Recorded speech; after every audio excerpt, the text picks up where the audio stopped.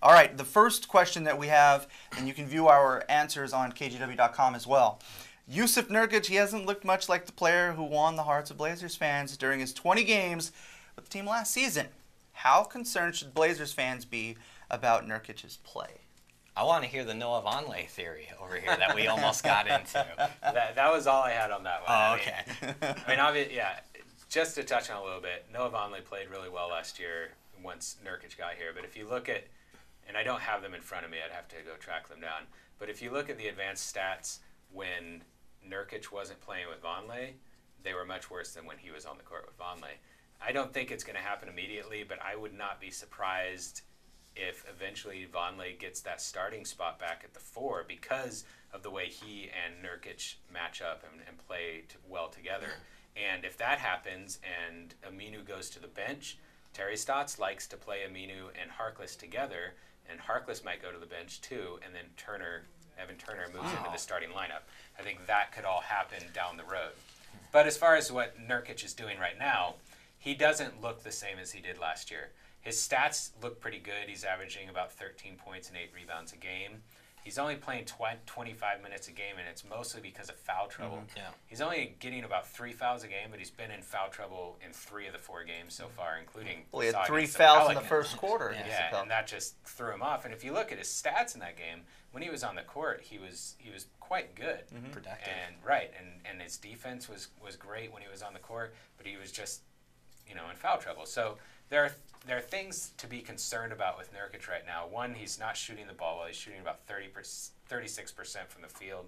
He's turning the ball over too much, about 4 turnovers a game, and he's fouling too much.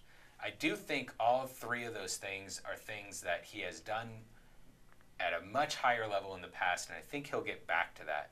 With small sample sizes, you always have to look at what they've done over the course of their career and trust that everything's going to even out. They're going to get back closer to those numbers.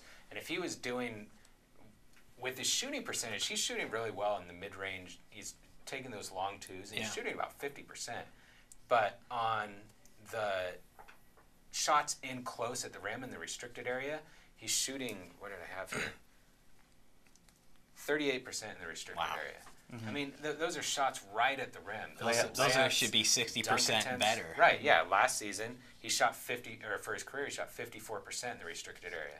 So I think that's going to improve his field goal percentage will get back up. He'll score a little bit more. He's doing a lot of good things. His defense has been great. I just think those things are going to fix themselves and he'll get better. But he hasn't been what Blazers fans expected. So I think there is some reason for concern there.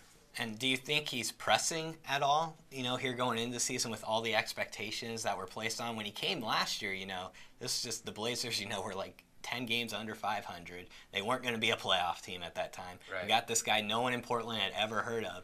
And so he kind of just come in and be himself. Do you think the pressure, all the expectations he had coming into this year, do you think that's kind of playing a part here early on? It looks like it on the court, right? It does. I mean, because one thing the reason I say that is because you see, I don't know, maybe it's not this way, but it seems to me like he's complaining to the officials a lot more. When he misses a shot, he's running back down the court, shaking his head. I think he's getting in his own head a little bit, and I think he is trying too hard. I think he's maybe moving a little bit too quickly, especially on the shots at the rim. Like, just calm down a little bit, take it up strong. Like, he's just trying to flip it in, and that's not a good way to go. I mean, he's not going to get his shot blocked that much. He's a 7-footer. Like, take it up strong. You're stronger than most of the guys you're playing against. That's a good question, though. I do agree. I think that a lot of this is probably him just wanting to do so well. Yeah. And I don't think that it's pressure that other people are putting on him. Yeah. I think this is a him. Okay. He's putting it on himself. And honestly, we're totally speculating here, but I get that vibe as well, that he's just trying so hard to do all the right things because he knows just how much love there is for him out there. So he wants just everything to be perfect. And from a business sense, it is a contract year. Oh, totally. So he wants to go out and prove himself too this year. But I agree with you guys that he does look like he's just playing. He said that in the preseason. I'm too quick out here. Well, it looks like he's playing too quick right now. He just needs, whether it's just emotionally to calm himself down, to center himself, whatever it is. He just, like Jared says, just needs to play within himself and just take it up strong at the rim. You don't got to go up there fast. Right. Like he said, you're bigger than most guys in the league. So Nate, you concerned?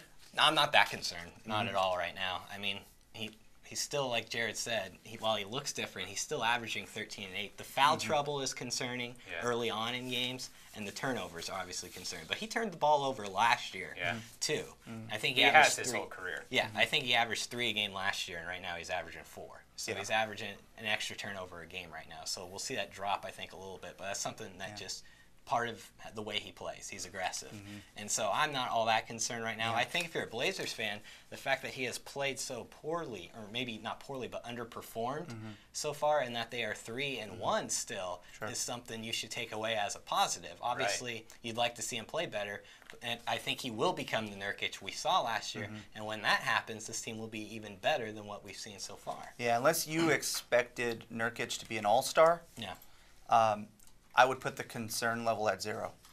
None whatsoever. I think that if we're talking about this by game 25 or game 30, then I think there's a concern. But right now, I think that it's just playing through, the beginning of the season, trying to do too much, those type of things. I think that those little bunnies, those layups turn into dunks. They turn into finishes. I think that those numbers, like you mentioned as well, will work themselves out. You'll see that number jump way up to, that 50% area where you expect bigs to be finishing at the cup.